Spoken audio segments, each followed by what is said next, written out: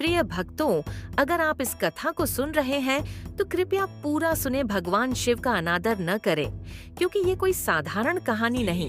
ये एक ऐसी स्त्री की कहानी है जिसने भगवान शिव को अपनी आस्था से पुकारा और स्वयं महादेव उसके जीवन में उतर आए।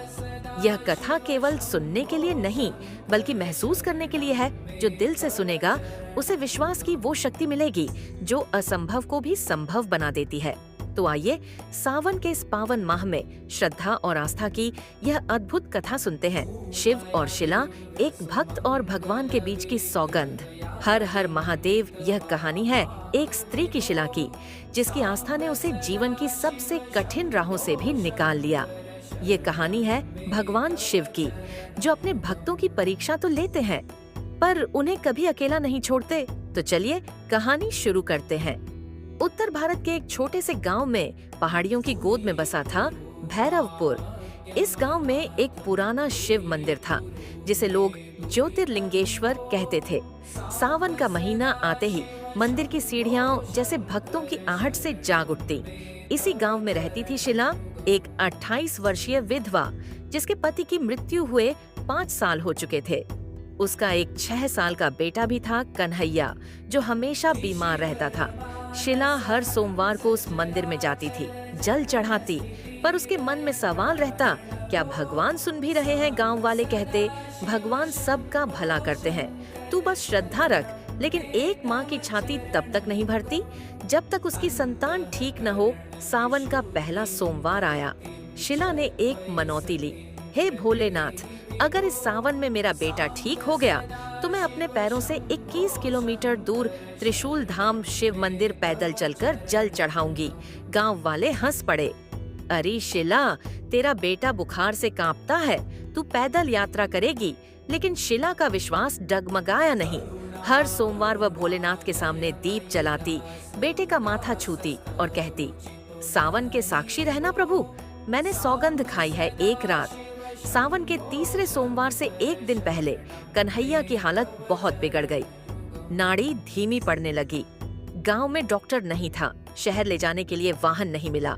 शिला ने बेटे को गोदी में उठाया, शिवलिंग के सामने बैठ गई और रोती रही। उसने पुकारा, हे भोलेनाथ, माँ पार्वती की सौगंध है आपको, मुझे मेरी संतान मत छीनोस।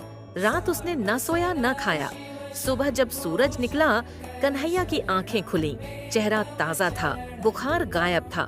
डॉक्टर ने 2 दिन बाद कहा, यह तो चमत्कार है, ऐसा अचानक ठीक हो जाना संभव नहीं। शिला के मन में आंसू और विश्वास दोनों उमड़ पड़ी। सावन का अंतिम सोमवार आया। शिला ने अपनी मन्नत पूरी करने का निश्चय किया। सिर पर गंगा जल का कलश रखा और बेटे को पीठ पर बांधकर वह 21 किलोमीटर की पैदल यात्रा पर निकली, जंगलों से होते हुए पहाड़ियों को पार करती हुई। जब उसका शरीर थक कर रुक जाता, वह बस एक ही बात कहती, भोलेनाथ मेरी परीक्षा ले रहे हैं, मैं रुकूंगी नहीं। वह कुछ जगह वह गिर पड़ी, पैर छिल गए, लेकिन एक अद्भुत शक्ति उसे उठा देती। कई लोग मिले रास्ते में, मदद की पेशकश की, लेकिन उसने मना कर दिया। शनलय मेरी और शिव की सौगंध है, इसमें किसी तीसरे का हाथ नहीं हो।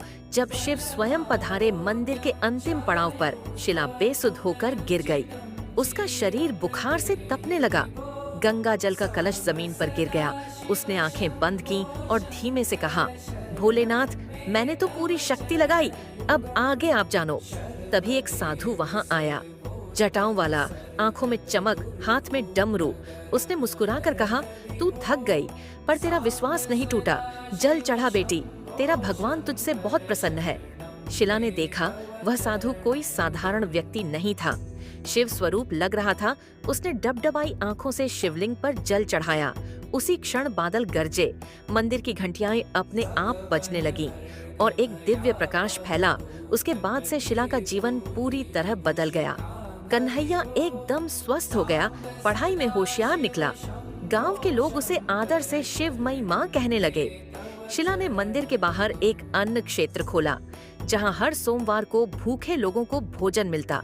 लोग कहते हैं, अगर सावन में कोई सच्चे मन से भगवान शिव को पुकारे तो वे खुद चल कर आते हैं।